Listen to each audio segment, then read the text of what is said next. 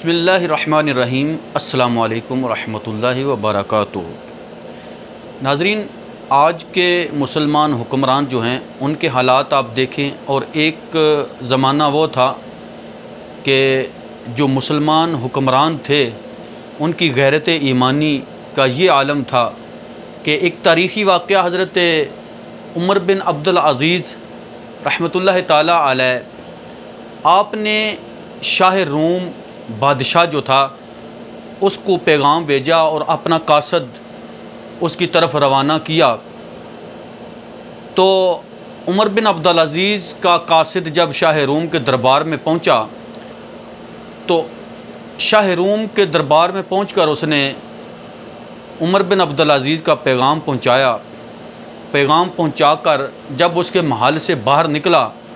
تو باہر نکل کر ٹہلنے لگا۔ ٹہلتے ٹہلتے ایک طرف سے اس کو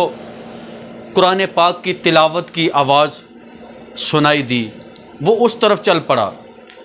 تو کیا دیکھتا ہے کہ ایک نابینا شخص تلاوت قرآن پاک بھی کر رہا ہے اور ساتھ میں چکی بھی پیس رہا ہے۔ اس نے جا کر سلام کیا، آگے یعنی سلام کا جواب نہیں آیا۔ دوسری دفعہ پھر سلام کیا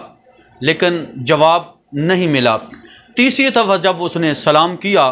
تو جو نابینا شخص تھا اس نے سر اٹھا کر پوچھا کہ شاہ روم کے دربار میں سلام کیسے؟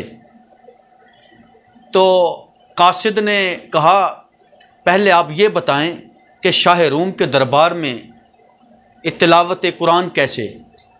تو اس پر اس نابینا شخص نے کہا کہ میں ایک مسلمان ہوں اور یہیں کا باشندہ ہوں، لیکن شاہ روم نے مجھے اسلام چھوڑنے پر مجبور کیا کہ آپ اسلام چھوڑ دیں، لیکن میں نے انکار کیا تو مجھے انکار کرنے پر میری دونوں آنکھیں نکال دی گئیں، مجھے اندھا کر دیا گیا اور چکی پیسنے پر لگا دیا گیا۔ یہ سزا کے طور پر جو ہے مجھے ابھی تک یہ میں کام کر رہا ہوں۔ تو سارا معاملات جو ہے وہ نپٹا کر جب وہ قاصد دوبارہ عمر بن عبدالعزیز کی بارگاہ میں حاضر ہوئے تو حاضر ہو کر اس نے یہ سارا واقعہ سنا دیا۔ شاہ روم کے دربار میں جو ایک مسلمان قید ہے اس کا واقعہ جب سنایا تو آج کے حکمران مسلمان حکمران جو ہیں ان کی طرح نہیں کہ اگر کسی مسلمان کو تکلیف ہے، کسی مسلمان کو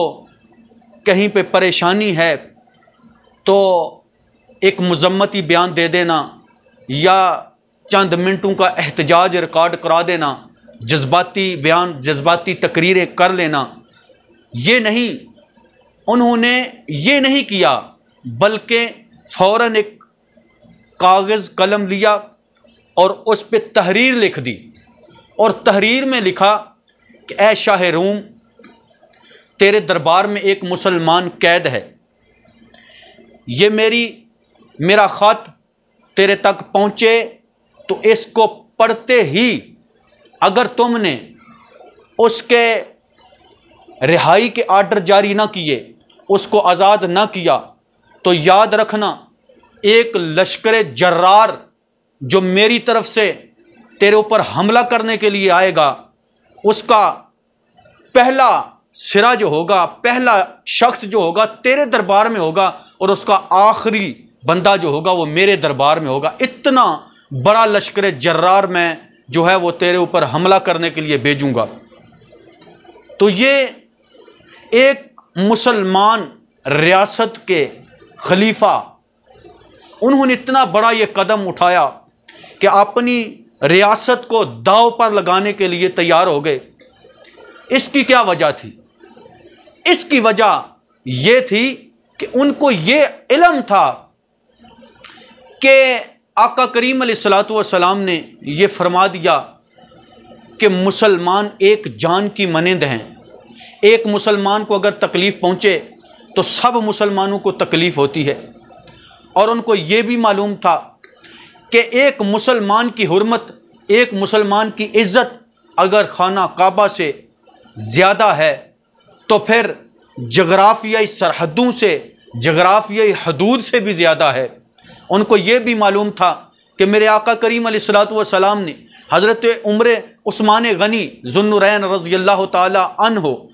کے لیے، صرف ایک فرد کے لیے میرے آقا علیہ الصلوۃ والسلام نے 1500 صحابہ سے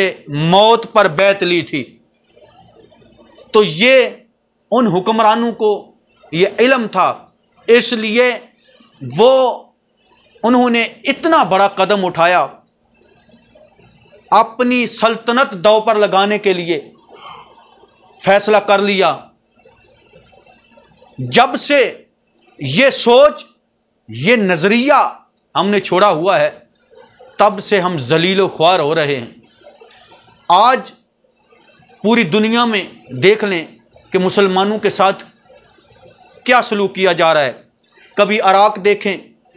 شام دیکھیں، لیبیا دیکھیں، افغانستان دیکھیں، برما دیکھیں، مسلمانوں کی بچیاں چیخ چیخ کر پکار رہی ہیں کہ کب آئے گا صلاح الدین ایوبی۔ آج فلسطین کا حال دیکھ لیں کہ ایک ناجائز ریاست بنی اسرائیل جس نے جبراً قبضہ کیا ہوا ہے، جو ایک ناجائز طور پر وہاں پر آ کر بیٹھے ہوئے ہیں اور مسجد اقصیٰ پر، بیت المقدس پر قابض ہیں۔ اس وقت جو فلسطین کے ساتھ وہ سلوک کر رہے ہیں، فلسطینیوں کو ذبح کیا جا رہا ہے، بچیوں کو ذبح کیا جا رہا ہے، فلسطینیوں کے اوپر بم برسائے جا رہے ہیں، فضائی حملے کیے جا رہے ہیں، فلسطینیوں کو یعنی دن رات تڑپایا جا رہا ہے، لیکن حکمران، مسلمان حکمران جو ہیں وہ صرف سوئے ہوئے ہیں، جذباتی بیان دے رہے ہیں۔ OIC کا اجلاس بلا کر بس اس میں بھی انہوں نے فارمیلٹی پوری کر لی، اقوام متحدہ کے پاس جائیں گے، ہم یہ کریں گے، وہ کریں گے، ہم احتجاج کریں گے۔ اس طرح جو مسلمان حکمران ہوتا ہے، اس کا یہ کام نہیں ہوتا کہ وہ احتجاج کرے، اس کا کام ہوتا ہے وہ فیصلہ کرے، وہ کارروائی کرے، وہ عمل کرے۔ احتجاج کرنا تو عوام کا کام ہوتا ہے، جو کمزور ہوتی ہے، جن کے پاس طاقت قوت نہیں ہوتی، تو جن کے پاس اقتدار ہو، جن کے پاس طاقت ہو، اور پھر ایمان کی دولت سے بڑھ کر ہتھیار اور کون سا ہو سکتا ہے۔ تو آج یہ صرف اور صرف پریشان اس معاملے ہو جاتے ہیں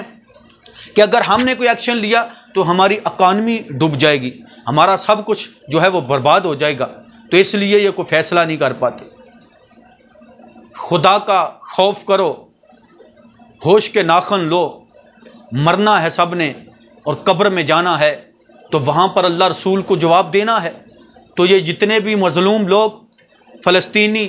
برما، کشمیر، یہ سب نے وہاں پر شکایت لگا دینی ہے اللہ اور اللہ کے رسول کی بارگاہ میں کہ ان کے ہوتے ہوئے، ان کے سامنے ہمیں ذبح کر دیا گیا، ان کے سامنے ہماری ماؤں بہنوں کی عزتوں کو پامال کر دیا گیا، لیکن یہ خاموش رہے،